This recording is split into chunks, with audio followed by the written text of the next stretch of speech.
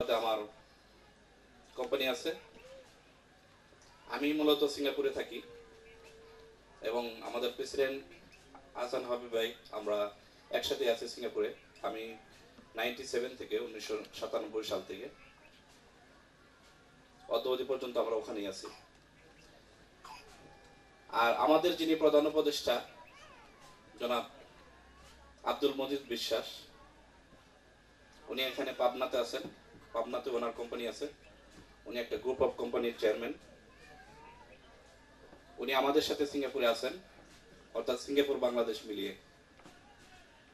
তা আমরা সিঙ্গাপুরে দেখেছি যে অনেক বাংলাদেশি ওখানে অনেক কিছু করেছেন, বাড়ি কিনেছেন, গাড়ি কিনেছেন, দোকানপাট করেছেন, বিভিন্ন ব্যবসায়ী ভাবে তারা প্রতিষ্ঠিত। বাট কেউ দেশের দিকে ফিরে তাকায় না। এই অবস্থাগুলো আমরা দেখে ঠিক তখনই এরকম একটা প্রতিষ্ঠান হাবিব ভাই আমাদের মাঝে প্রস্তাব নিয়ে এসেছেন। আমি সেটা আমার সাথে আলোচনা হয়েছে। তারপরে জনাব মুজিব বিশ্বাস, যিনি এই প্রতিষ্ঠানের কথা শোনার পর উনি বলেছেন, হ্যাঁ সত্যি তোমরা একটা ভালো কিছু করছো, তোমরা করো, সামনের দিকে এগিয়ে যাও। ঠিক তখনই এই প্রতিষ্ঠানের সমস্ত প্রোগ্রাম এবং আর্টিকেলস মেমোরান্ডাম হাবিব ভাই এখানে গুরুত্বপূর্ণ ভূমিকা পালন করেছেন। তার হাত দিয়ে সবকিছু হয়েছে, আমরা সহযোগিতা করেছি। এবং এই ফাউন্ডেশন রেজিস্ট্রেশন আমাদের প্রধান উপদেষ্টা উনি করে দিয়েছেন। আমি প্রথমেই ধন্যবাদটা ওনাকে জ্ঞাপন করছি, যে যার কারণে আজকে এখানে আমরা একত্রিত হতে পেরেছি। আমরা ডোনেশন দিয়ে হোক, শুরুটা আমরা করেছি, এখন শেষ করার দায়িত্ব হচ্ছে আপনাদের। জানি না কতদিন আমরা থাকবো বা আল্লাহ আমাদেরকে কতদিন বাঁচিয়ে রাখবে। আমরা একটা পণ করেছি, আমরা তিনজনের মধ্যে যদি কেউ হারিয়ে যায়, যারা থাকবে অবশিষ্ট, অন্তত সেই ব্যক্তি এই প্রতিষ্ঠান থেকে টিকিয়ে রাখার জন্য চেষ্টা করবে। আমার দেশের বাড়ি হচ্ছে টাঙ্গাইল, যদিও আমি উত্তরাতে সেটেল। বাট আমি চাচ্ছি যে পরবর্তীতে এটা হচ্ছে একটা ট্রায়ালের মতো, যে আমরা হাবিবের প্রস্তাবে এই গ্রাম থেকে শুরু করেছি এবং আমরা খুব শিগগিরই হয়তো এটা টাঙ্গাইলে কোথাও না কোথাও একটা জায়গা আমরা বেছে নিব, যে কোথায় প্রতিষ্ঠানটা করা যায়।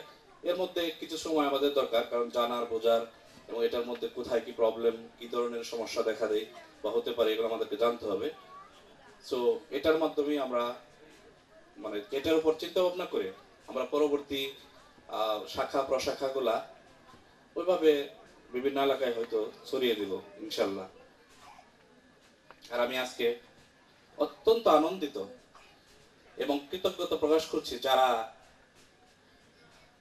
এই বগুড়া জেলা শহর থেকে ইউনিয়ন পর্যন্ত প্রত্যেকটা নেতা এবং যারা নেতৃত্ব দিচ্ছেন আপনাদের এই বগুড়ার উন্নয়নের জন্য, এবং বগুড়া থানার ওসি, দুপচাচিয়া থানার ওসি, তিনিও আমাদের মাঝে উপস্থিত হয়েছেন।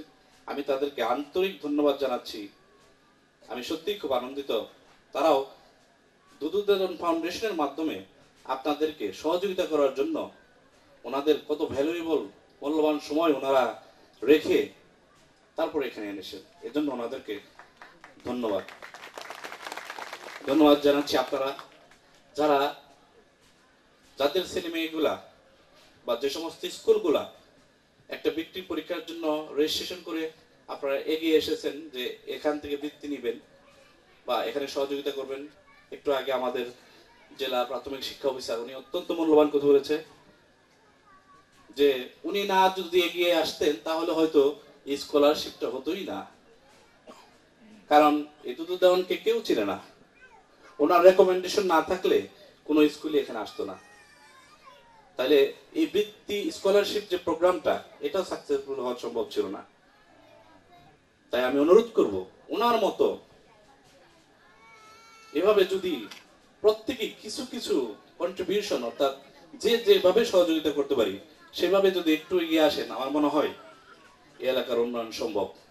এ বলেই আমি আমার সংক্ষিপ্ত বক্তব্য শেষ করছি। সবাইকে ধন্যবাদ। আসসালামু আলাইকুম।